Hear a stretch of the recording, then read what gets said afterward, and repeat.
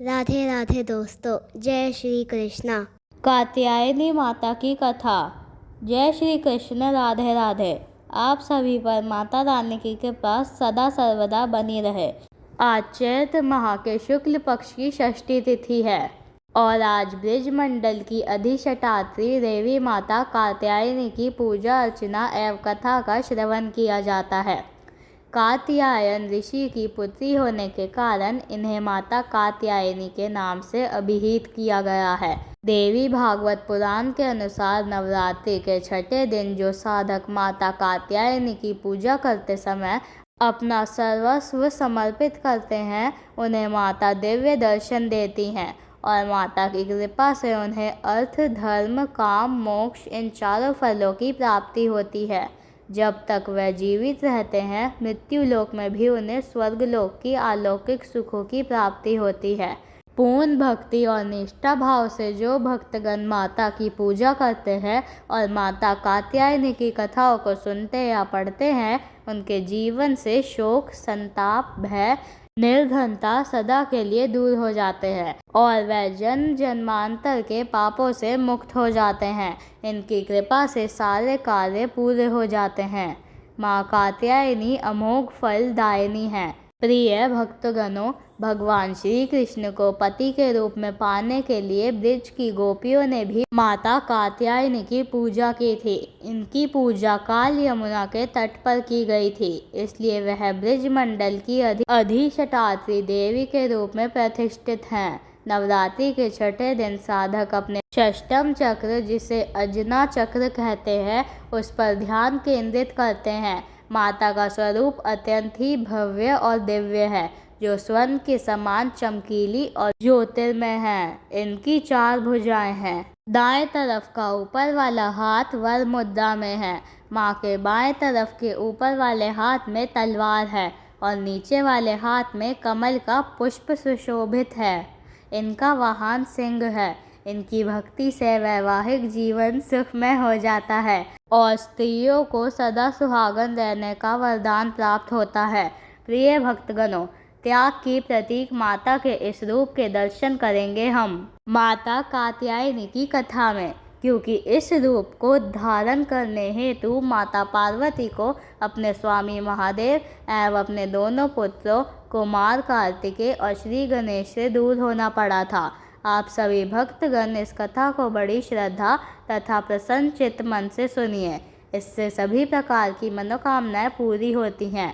कथा को आधा अधूरा छोड़ने का पाप ना करें, इससे माता रानी का अनादर होता है। तो आइए माता रानी का ध्यान करते हुए कथा का श्रवण करते हैं।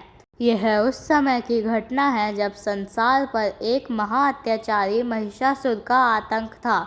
यह कथा इस प्रकार से है।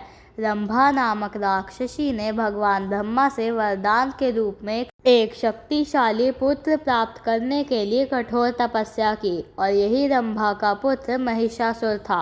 महिषासुर भैंसे से लेकर मानव तक किसी भी जानवर का रूप बदलने की क्षमता रखता था। इसी प्रकार एक बार महिषासुर ने भी भगवान ब्रह्मा को प्रसन्न करने के लिए कठोर तपस्या शुरू कर दी। जब अंततः भगवान ब्रह्मा प्रकट हुए तो महिषासुर ने अमरता का वरदान मांगा।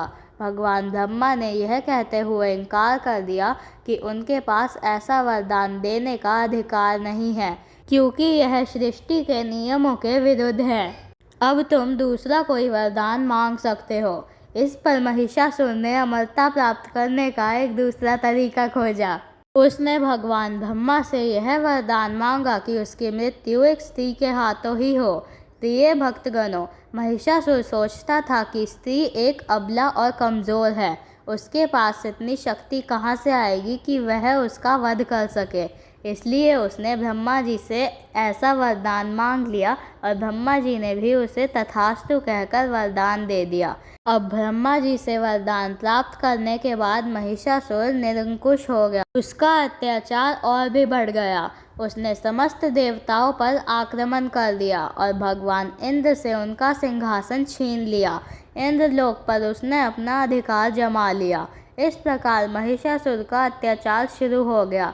उसकी क्रूरता को रोकने वाला कोई नहीं था। क्योंकि उसने तीनों लोकों में कहर मचा रखा था। इंद्र ने अपना सिंहासन खो दिया, यज्ञ एवं पूजा पाठ बाधित हो गए और सृष्टि में सर्वत्र असमंजस स्थापित हो गया।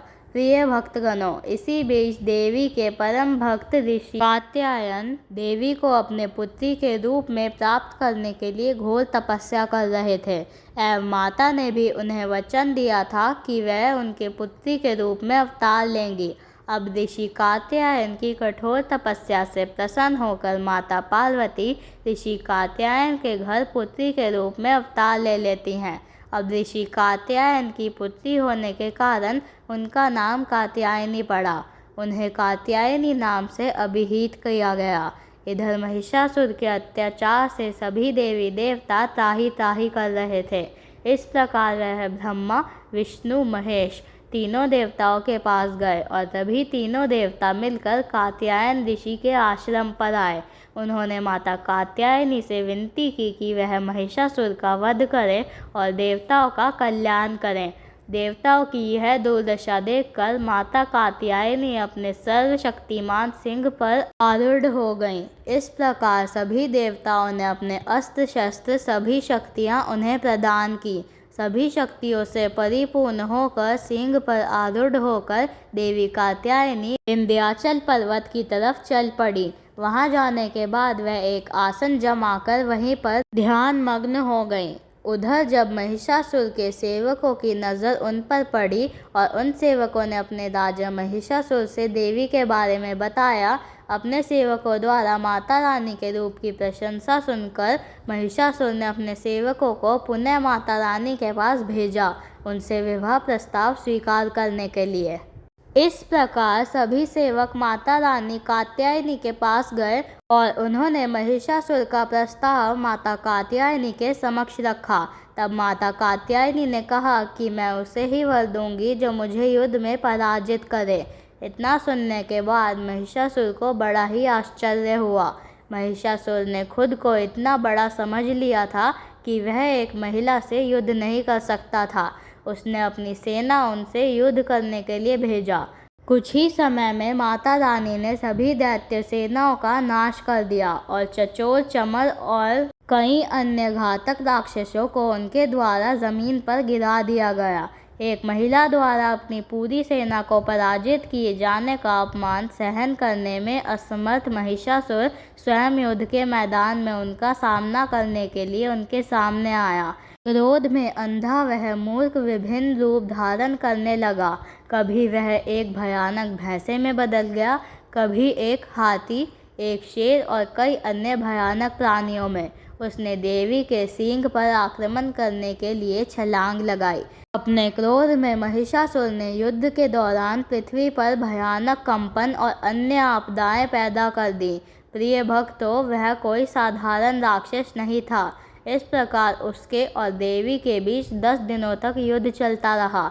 अंत में उसने हवा में एक लंबी छलांग मारी और माता ने अपने पैर से उसे ज़मीन पर गिरा दिया। जैसे ही वह भैंसे से इंसान में बदल रहा था, माता कात्यायनी ने अपना त्रिशूल उसकी छाती में घुसा दिया और फिर उन्होंने उस दुष्ट राक्षस का सिर धड़ से अलग कर दिया। महिषासुर का वध करने के बाद सभी देवी देवता बहुत हर्षित हो गए और प्रसन्नतापूर्वक उनका जयकार करने लगे। ऋषियों ने अपने सिर झुकाकर उन्हें नमस्कार करते हुए उनकी स्तुति की। तीनों लोगों को व्याकुल करने वाले महिषासुर का माता रानी ने अंत किया। देवताओं को वरदान दिया कि जब जब देवता उनका स्मरण करेंगे तब तब माता रानी उन्हें संकटों से मुक्ति दिलाएंगी। अन्य पौराणिक मान्यताओं के अनुसार इसलिए इनको महिषासुर मर्दिनी कहते हैं। जिन्होंने यह व्रत सबसे पहले किया था, अब उसकी कथा सुनिए। इस कथा को सुनने के बाद माता कात्यायनी की कथा संपूर्ण होती है। एक बार एक बूढ़ी माँ ने नवरात्रे का व्रत किया। बड़ी ही भाव भक्ति से पूजा अर्चना की।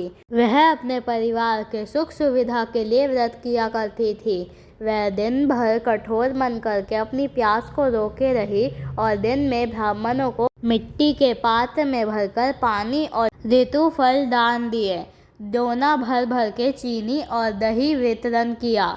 उन्हें गर्मी के कारण बहुत बेचैनी हो रही थी। इस कारण वह बहुत देर तक पानी में पड़ी रहीं, मुँह धोती रहीं। तब कहीं थोड़ा बहुत धैर्य बंध पाया। धूप तो तेज पड़ ही रही थी, इस कारण बार बार मुंह सूख रहा था, बहुत बेचैनी हो रही थी। एक तो बुढ़ापा और दूसरा यह भयंकर गर्मी। वृद्धावस्था की स्थिति तो कुछ दूसरे ही प्रकार की होती है। जैसे तैसे रो धो करके दिन कट पाया।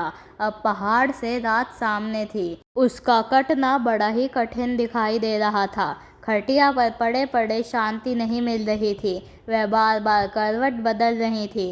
अनेक बार वह बाहर जाती और भीतर आती, उन्हें घर के अंदर शांति नहीं थी। वह खटिया पर पड़ी पड़ी माता का स्मरण करती रही। वो कहती रही, हे माता जी, आप मेरी लाज रखिएगा, आप ही मुझे शांति दीजिएगा, जिससे मैं यह व्रत कर सकूं और यह पहाड़ सी रात शांतिपूर्वक व्यतीत हो सके। प्यास के कारण बूढ़ी माँ की बेचैनी तो बढ़ ही रही थी। उन्होंने धैर्य रखने का बहुत प्रयास किया, किंतु सहनशीलता की सीमा टूट गई और वह घबराकर एकदम चिल्ला उठी, बोली, बचाओ बचाओ। अम्मा का चिल्लाना सुनकर परिवार भर के नर नारी, बच्चे और पड़ोसी एकत्रित होकर बूढ़ी अम्मा के खटिया के समीप पहुंच गए। सबने पूछा, अम्मा, आपको क्या हुआ? आप क्यों चिल्ला रही हैं? आप इस अवस्था में यह कठिन व्रत क्यों कर रही हैं? लोगों ने कहा, अम्मा जी, शक्ति से ही भक्ति होती है। थोड़ी ही देर में वह फिर से बोली, अरे मेरे प्राण निकल ही जा रहे हैं, मेरी छाती पर ठंडे पानी का घड़ा रख दो। तब नातियों ने दादी की छाती पर ठंडे पानी का पात्र रख दिया। तब उन्हें कहीं थोड़ा बहुत आराम मिला और थोड़ी देर के लिए उन्होंने अपनी आंखें बंद कर ली। अब माता ने सोचा, यह बूढ़ी अम्मा है तो बहुत कठोर है, ज़रा जाकर उसकी परीक्षा लेनी चाहिए। वह आधी रात को मुर्गा बनकर टेर लगाने लगी। मुर्गा की आवाज़ सुनकर दादी जल्दी से उठी और बाहर जाकर आसमान की ओर देखा, किंतु आसमान में कहीं उन्हें प्रातःकालीन तारा नजर नहीं आया।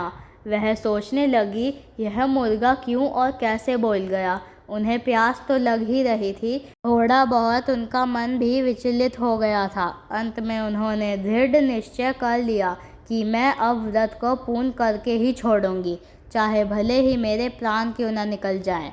यह सोचकर फिर वह खटिया पर शिथिल होकर लेट गईं। थोड़ी देर में माता ने उनकी फिर से परीक्षा लेनी चाहिए। एक छोटी सी बालिका एक गिलास में शरबत लेकर उनके सिरहाने आकर खड़ी हो गई और जोर से बोली, दादी जी, सवेरा हो गया है, आप हाथ मुंह धोकर शरबत पी लीजिए। पहले तो शरबत का गिलास देखकर उनका मन मचल उठा, किंतु अचानक व्रत का स्मरण हो आया और उन्होंने सोचा कि मैं किसी भी प्रकार से अभी शरबत नहीं पी सकती हूँ, और वह शांतिपूर्वक अपनी खटिया पर लेट गईं। फिर थोड़ी ही देर में उन्हें ऐसा लगा जैसे किसी ने उन्हें पानी के कुएं में पलटा दिया हो। वह बड़ी देर तक हाथ पैर चलाती रहीं, किंतु उन्होंने अपने मुंह में एक बूंद भी पानी जाने नहीं दिया।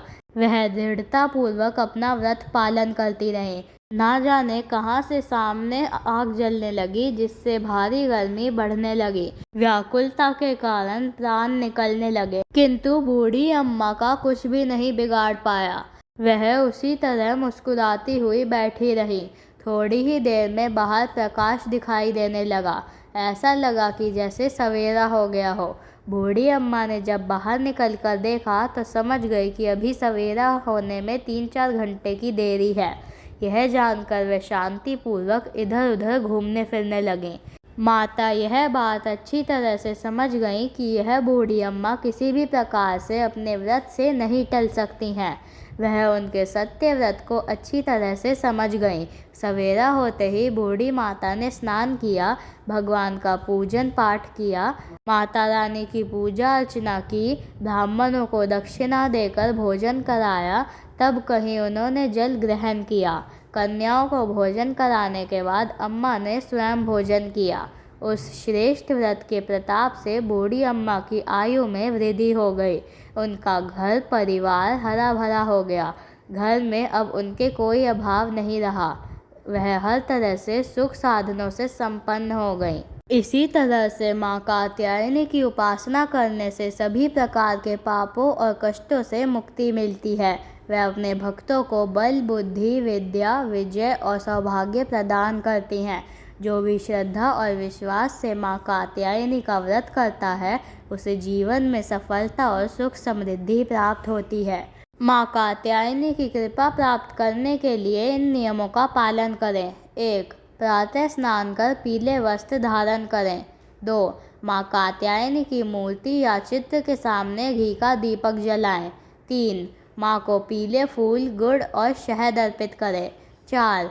ओम कात्यायने नमः मंत्र का 108 बार जाप करें। 5. माँ की कथा और आरती करें। 6. ब्राह्मणों को भोजन कराकर दान दें। माता कात्यायनी का आशीर्वाद कैसे प्राप्त करें? जो भी भक्त नवरात्रि के छठे दिन माँ कात्यायनी की विधिवत पूजा करता है, उसके सभी विघ्न बाधाएं दूर हो जाती हैं और जीवन में सुख समृद्धि और विजय प्राप्त होती है। ओम जय माँ कात्यायनी। प्रेम से बोलिए जय माता दी। धन्यवाद। अगर आपको यह वीडियो पसंद आई है तो इस वीडियो को लाइक करें, मेरे चैनल को सब्सक्राइब करें और कमेंट बॉक्स में जय माँ कात्यायनी अवश्य लिखें। राधे राधे।